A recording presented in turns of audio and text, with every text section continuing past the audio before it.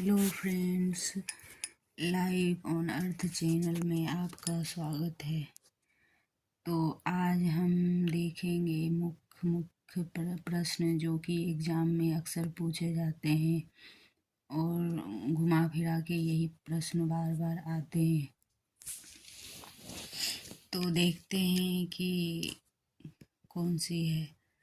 तो देखते हैं पहले विशिष्टाद्वैतवाद। तो ये रामानुजाचार्य जी का है और द्वैत माधवाचार्य, शुद्धाद्वैत विष्णु स्वामी, द्वैताद्वैत निम्बकाचार्य। तो दोस्तों ये मिलान करने में आता है। और फिर देखते हैं दूसरी क्वेश्चन।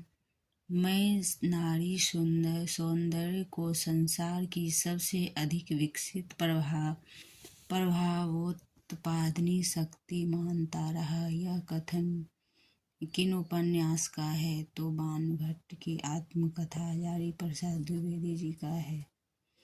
तो इसका प्रकाशन वर्ष कब है? 1946। तो ये बहुत ही महत्वपूर्ण प्रश्न है जो कि एक जगह संकलित किया गया है। हर एक एग्जाम में आया हुआ है, यूजीसी की नेट सेट में और पीजीटी टीजीटी सभी में आते हैं ये प्रश्न। तो दोस्तों उपन्यास व विषय वस्तु सुमेलित कीजिए। तो बाणभट्ट की आत्मकथा और झूठा सच है, मानस का हंस, राग दरबारी। तो इसमें क्या है? राग दरबारी सामाजिक राजनीतिक शासन शिक्षा से है और मानस का हंस तुलसीदास जी पर है और झूठा सच भारत के विभाजन पर है और बाणभट्ट उदात्त प्रेम की अभिव्यक्ति पर है। तो फिर देखते हैं दूसरा कहानी कोशिका घटवार और आकाशदीप सिक्का बदल गया अपना अपना भाग्य। तो इसको सुमेलित किया गया है। कोशिका घटवार अल्मोड़ा है, आकाशदीप चंपा नगरी है, सिक्का बदल गया जबलपुर में है और अपना अपना भाग पहाड़ी क्षेत्र। तो इस प्रकार के प्रश्न आते हैं। परीक्षा गुरु में कितने प्रकरण हैं? तो परीक्षा गुरु में 41 प्रकरण हैं और ये किनका है? लाला श्रीनिवास दास का 1882। और फिर आगे का प्रश्न देखते हैं। लाला सर्वसुखलाल के बारे में के बड़े बेटे का नाम क्या है? तो लाला दौलत राम। और फिर मुख्य और भी इसके पात्र देखते हैं। बड़ी लड़की का क्या है? पार्वती। और शादी कहाँ हुई थी? दिल्ली में। और छोटी बेटी सुखदेई है जो हारपुर में विवाह हुआ था, हापुड़ में विवाह हुआ था।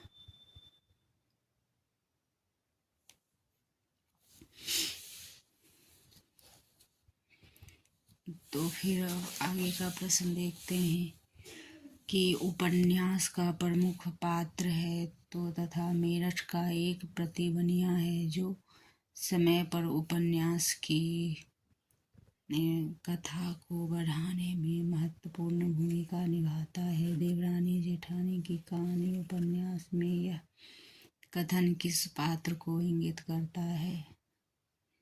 तो सर्वसुखलाल मुखिया है घर का।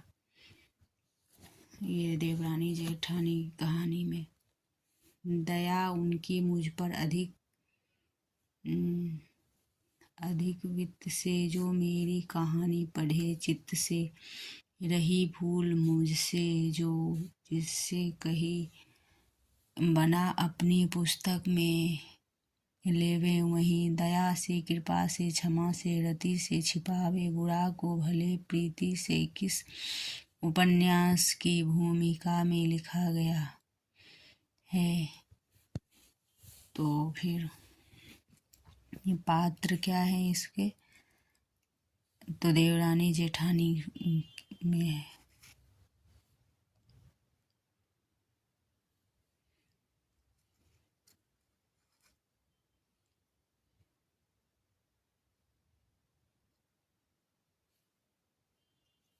तो ये देवरानी जेठानी से है, और देवरानी जेठानी में मुख्य चीज़ है उनके बारे में। तो देखते हैं कि ये है।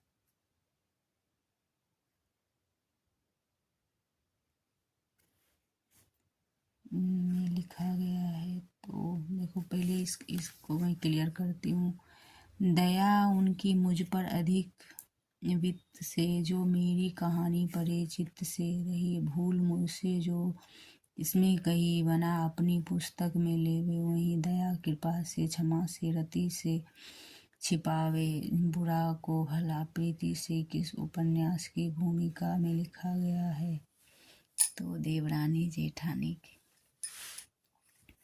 भूमिका में है।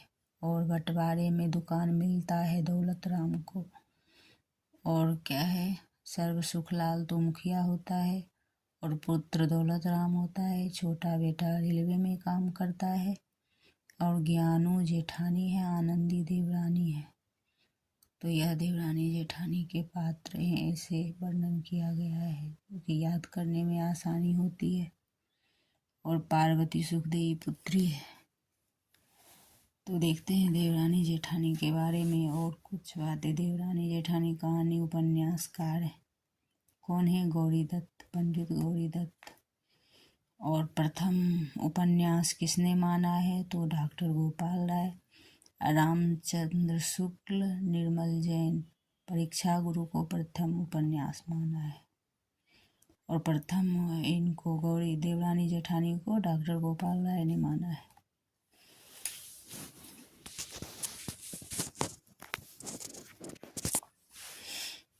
और परीक्षा गुरु को प्रथम उपन्यास माना है। तो यह हिंदी के यथार्थवादी उपन्यास के नींव का पत्थर है। परीक्षा गुरु संबंधी यह कथन किसका है? किसने कहा? यह हिंदी के यथार्थवादी उपन्यास के नींव का पत्थर है, परीक्षा संबंधी बच्चन सिंह का है।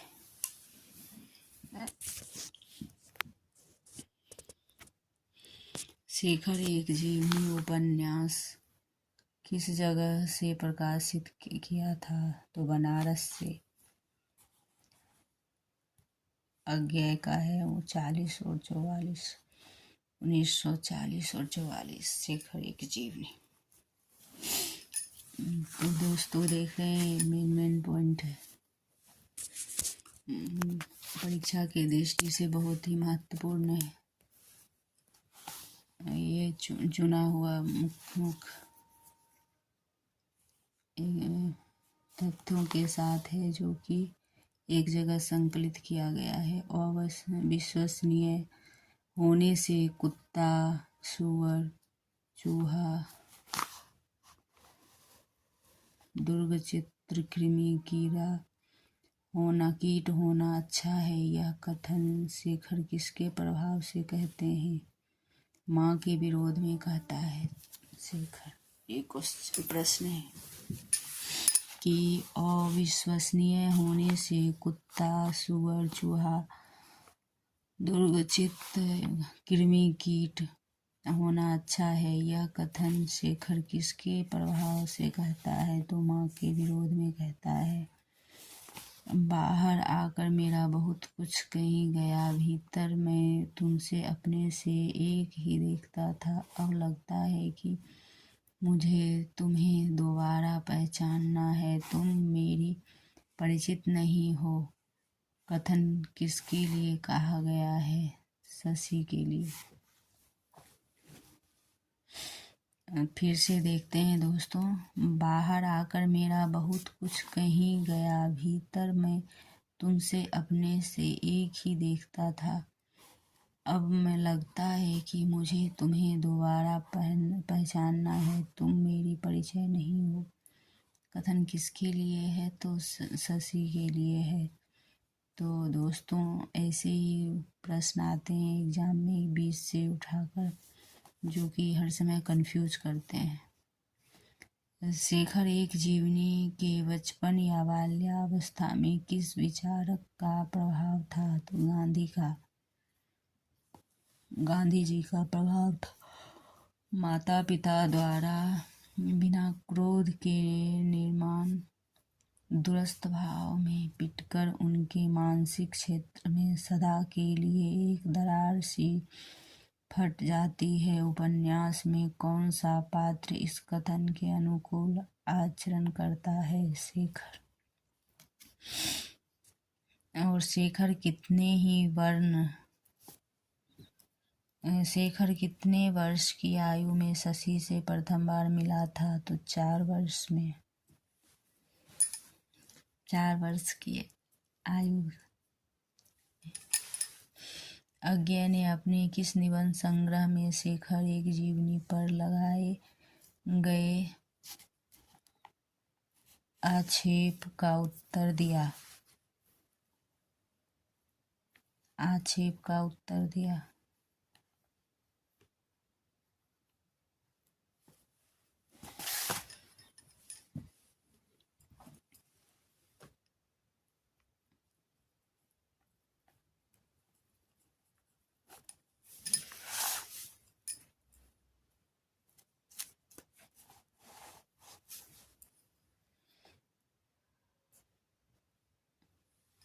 प्रेमचंद्र के सप्त सरोज कहानी संग्रह में कौन सा कथन संकलित नहीं है?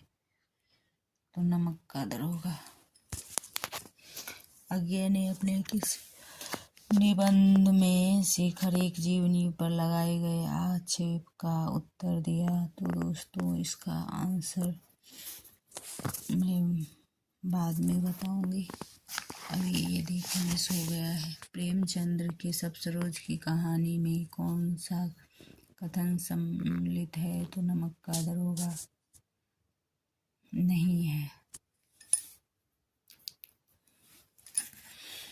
आदिकाल को अत्यधिक विरोधों और व्याघातों का युग कहने वाले आलोचक आचार्य हजारी प्रसाद द्विवेदी हैं। आदिकाल को तो दोस्तों अब देखते हैं मुख्य तथ्य जो कि बहुत ही महत्वपूर्ण है। आदिकाल को अत्यधिक विरोधों और व्याघातों का युग कहने वाले आलोचक आचार्य हजारी प्रसाद द्विवेदी हैं।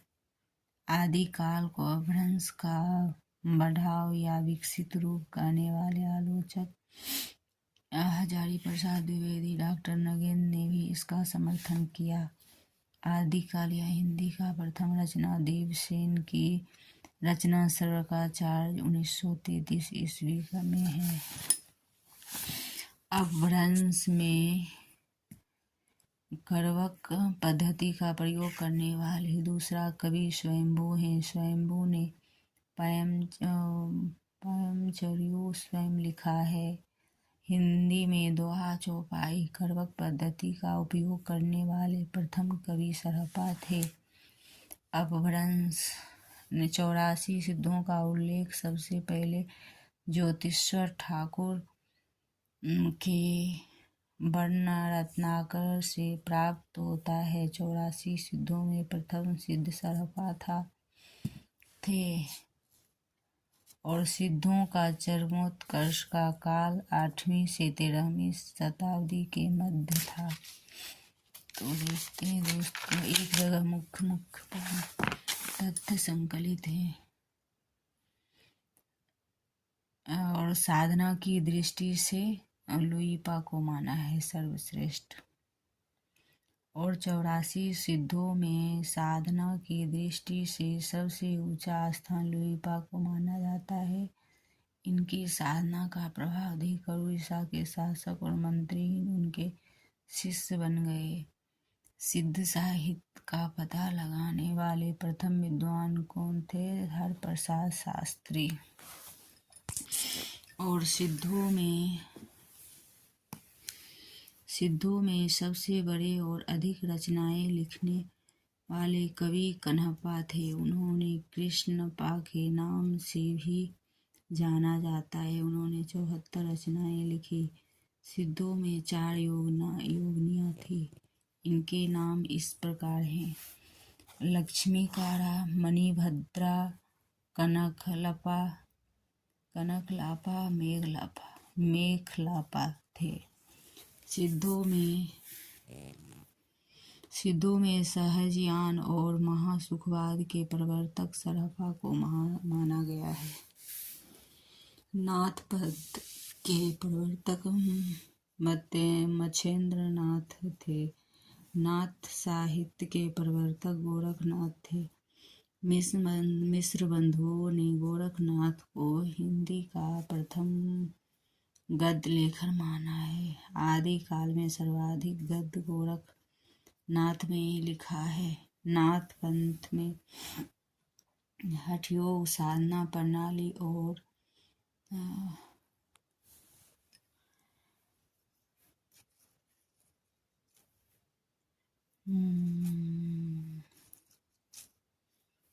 साधना प्रणाली और षट चक्रों वाले योग मार्ग के प्रवर्तक गोरखनाथ थे। गोरखनाथ की सबसे प्रामाणिक रचना शब्दी है और शाक्त साहित्य का प्रथम ग्रंथ रिपुदारण रास जो संस्कृत में है। तो ये बहुत ही महत्वपूर्ण है, प्रामाणिक रचना है, शब्दी है और रिपुदारण।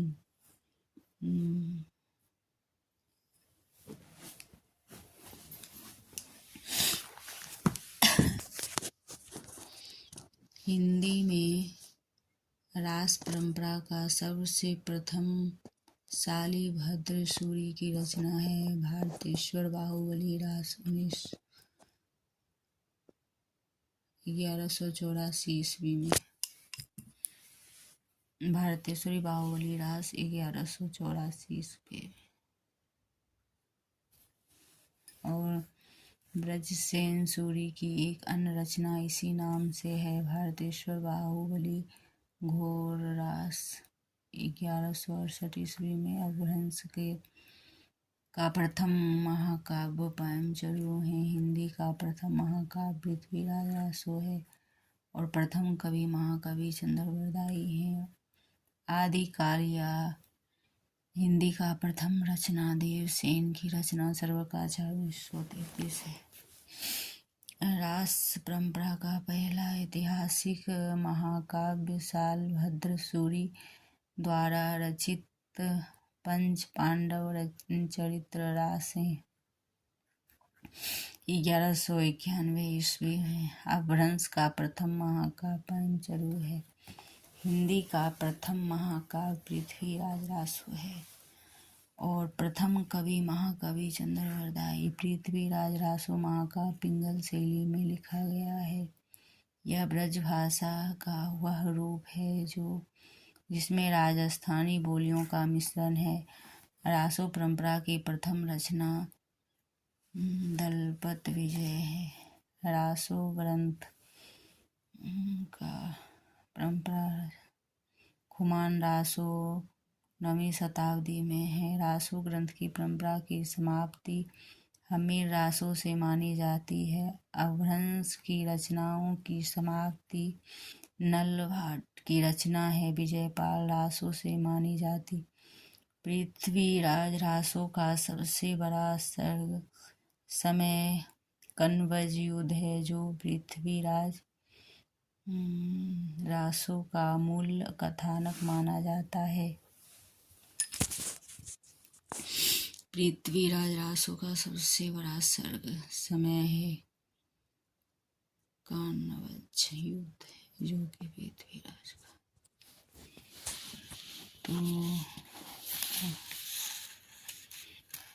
तो फ्रेंड्स